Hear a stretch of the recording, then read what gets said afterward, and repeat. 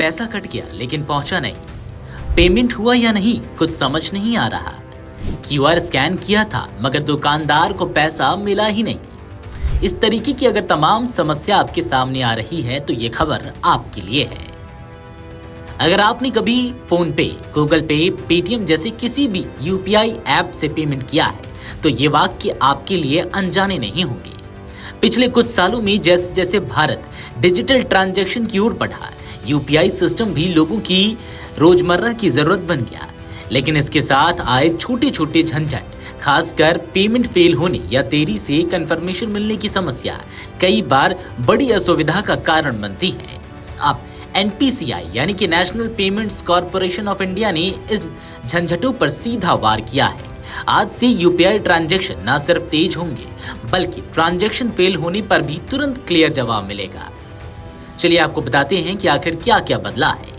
अब UPI payments की प्रक्रिया 30 सेकंड की जगह मात्र 15 सेकंड में पूरी हो जाएगी। चाहे आप पैसे भेजें या किसी दुकान पर क्यूआर स्कैन करें, पेमेंट अब आधे समय में प्रोसेस होगा। इससे न केवल समय बचेगा बल्कि यूजर्स एक्सपीरियंस भी पहले से कहीं बेहतर होगा। पहले जब कोई ट्रांजैक्शन फेल होता था तो यूजर को यह जानने में 30 सेकंड या उससे ज्यादा का समय लग जाता था कि पैसा कटा या नहीं, लेकिन अब सिर्फ 10 सेकंड में यह स्पष्ट हो जाएगा कि पेमेंट सफल हुआ या फेल। अगर कोई ट्रांजैक्शन यूपीआई सिस्टम में कहीं फंस जाए तो पहले ऐप्स को 90 सेकंड तक इंतजार करना पड़ता था कि वह सफल होता है या फेल।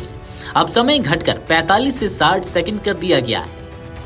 मान लीजिए आप किसी किराना स्टोर पर 500 का भुगतान क्यूआर कोड स्कैन करके कर रहे हैं तो पहले क्या होता था, पहले आपको बता दूं, स्कैन करने से लेकर पेमेंट कंफर्म होने तक में लगते थे 25 से 30 सेकंड। दुकानदार को यह जानने में देर लगती थी कि पैसा मिला या नहीं। अगर ट्रांजैक्शन फेल हुआ तो कारण जानने में और भी देरी होती थी। लेकिन अब चीजें बदल गई हैं। क्या बदलाव हुआ है, चलिए आपको बताते हैं। पूरी प्रक्रिया महज 15 सेकंड में पूरी हो जाएगी। फेल होने पर सिर्फ 10 सेकंड में जानकारी मिलेगी। दुकानदार और ग्राहक दोनों को तुरंत क्लैरिटी मिल जाएगी।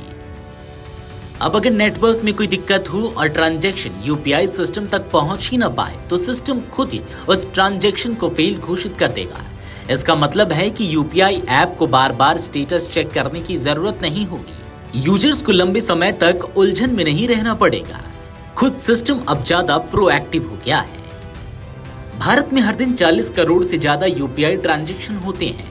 2025 में यह आंकड़ा 500 करोड़ मासिक पार कर चुका है। इतनी बड़ी संख्या में ट्रांजैक्शन होने का मतलब है हर सेकंड लाखों लोग भुगतान कर रहे हों। और अगर उनमें से कुछ लोगों को पेमेंट फेल या स्लो नेटवर्क जैसी दिक्कत हो तो इसका सीधा असर डिजिटल अर्थव्यवस्था और लोगों के भरोसे पर पड़ता है।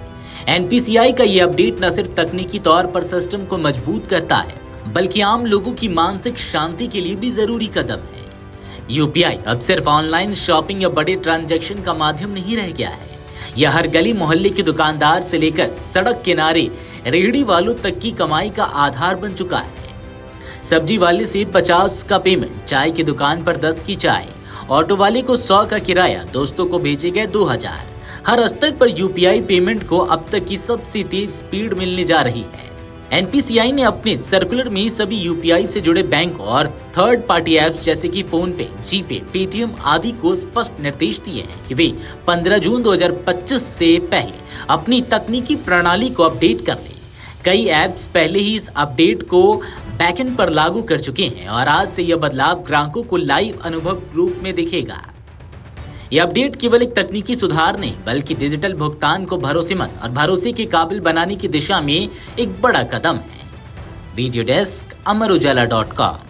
अगर आप ये वीडियो YouTube पर देख रहे हैं तो हमारे चैनल को सब्सक्राइब कर बेल आइकन दबाएं और Facebook पर देख रहे हैं तो हमारे पेज को लाइक करें।